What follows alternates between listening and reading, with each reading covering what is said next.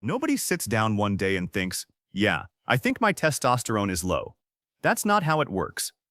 What actually happens is a slow accumulation of things that each have a perfectly reasonable explanation on their own. You're tired because work is stressful. You're irritable because traffic was bad. You're not sleeping well because you've been on your phone too late.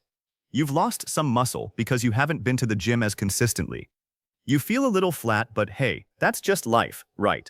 And then months pass, and then a year, and the explanations keep working just well enough to stop you from looking any deeper. That's the actual problem with low testosterone. Not that the signs are invisible, it's that every single one of them is easy to blame on something else. So let's go through 8 of them, including the ones that almost never make the list. 1. You're waking up tired no matter how much you sleep. Not the kind of tired that a good night fixes. The kind that's just there when you open your eyes, regardless of whether you slept 6 hours or 9. Testosterone plays a role in sleep quality and in the body's ability to actually recover during sleep.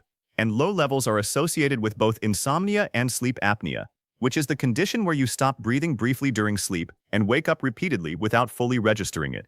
You can spend 8 hours in bed and still be running on nothing if the sleep architecture underneath is being disrupted. Most guys blame the mattress. Sometimes it's the hormones, too. You're gaining fat specifically around your midsection, and nothing is shifting it. Not general weight gain, specifically the belly. Testosterone influences how the body distributes and stores fat, and low levels shift that balance toward abdominal accumulation.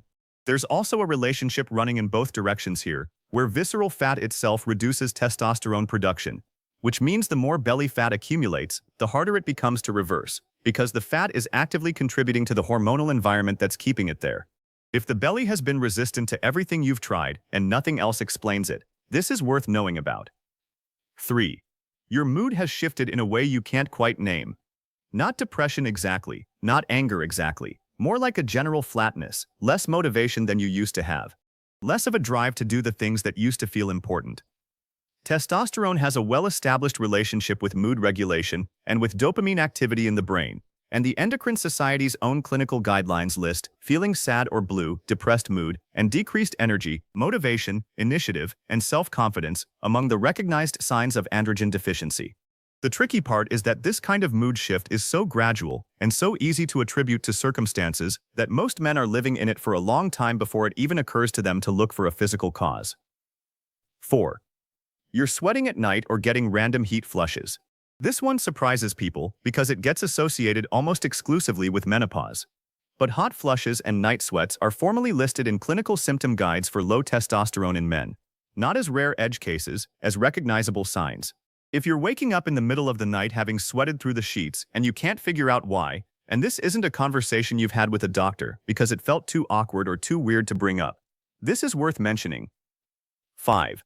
Your concentration and memory are noticeably worse. You walk into a room and forget why. You read the same paragraph 3 times. You're in a meeting and the thread of what's being said keeps slipping. Cognitive function, specifically concentration and memory, is listed under the recognized less specific signs of low testosterone in the Endocrine Society's clinical framework. It's not the first thing anyone checks when they can't focus. Usually it's sleep, or stress, or the phone. But if it's persistent and unexplained, and it's happening alongside some of the other things on this list, it's worth factoring in. 6. You've been getting injured more than usual, or healing slower than you used to. Testosterone is directly involved in maintaining bone density and in the repair processes that follow physical stress. Low levels are associated with reduced bone mineral density, which means a higher susceptibility to stress fractures and sprains, and with slower recovery from the kind of minor physical damage that used to feel like nothing. If you've been dealing with nagging injuries that won't fully resolve, or if your body just doesn't bounce back the way it used to from workouts, that's not automatically age. That could be hormonal. 7. You've noticed your body hair thinning. Not just head hair, chest, arm, and leg hair. Loss of body and facial hair is listed as one of the more specific clinical indicators of low testosterone, the kind that points more directly at androgen deficiency than the vaguer mood and energy symptoms do. Most guys either don't notice this one at all or assume it's just genetics. Sometimes it is. But combined with other signs on this list, it's a piece of the picture worth paying attention to. 8. You feel like you've lost something you can't quite articulate. This is the one that almost never shows up on clinical lists because it's not a specific measurable symptom, It's more like a general erosion of the version of yourself that felt engaged, driven, capable, and present. Men with low testosterone frequently describe this as just not feeling like themselves. Not dramatically, not in a way that's easy to explain to someone else. Just quietly different from how they used to be. Less competitive, less interested, less there. The Endocrine Society literally lists decreased self-confidence as a recognized symptom. Which means this isn't in your head, it's in the hormones. Why none of this gets caught? Because each symptom has a socially acceptable explanation sitting right next to it. Tired because of work. Irritable because of stress. Gaining weight because of routine. Losing focus because of the phone. Men are pretty good at constructing a reasonable explanation for almost anything that doesn't require them to go and get their blood checked. King actually means. Testosterone also declines gradually. There's no single morning where it's gone.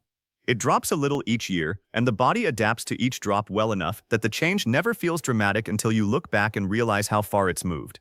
Roughly 2 in 5 men over 45 have clinically low testosterone levels, and a significant portion of them have never been told because nobody checked and nothing felt urgent enough to investigate what actually moves the needle before anything medical. Sleep is the first thing worth addressing, because poor sleep independently suppresses testosterone production, meaning some of what looks like low testosterone might partly be a sleep problem compounding a hormonal one. Resistance training raises testosterone more consistently than most other lifestyle interventions across research. Reducing chronic stress lowers cortisol, which competes directly with testosterone production. Vitamin D deficiency has a documented association with lower testosterone levels, and deficiency is more common than people assume. Carrying excess body fat, particularly visceral fat, reduces testosterone production through a mechanism involving aromatase, an enzyme in fat tissue that converts testosterone into estrogen. Losing even a moderate amount of abdominal fat can meaningfully shift the hormonal environment. None of this is a substitute for getting actual blood work done, if multiple things on this list sound familiar. A total testosterone test plus free testosterone is the baseline panel that tells you where you actually stand, and it's a simple blood draw. The signs aren't invisible. They're just easy to explain away one at a time, which is exactly what most men do, one at a time, for years, until the picture is large enough that it becomes impossible to keep rationalizing. Looking at the full list together, rather than each symptom in isolation, is usually what finally makes it click. Alright, that's all for now. Take care guys, see you next time.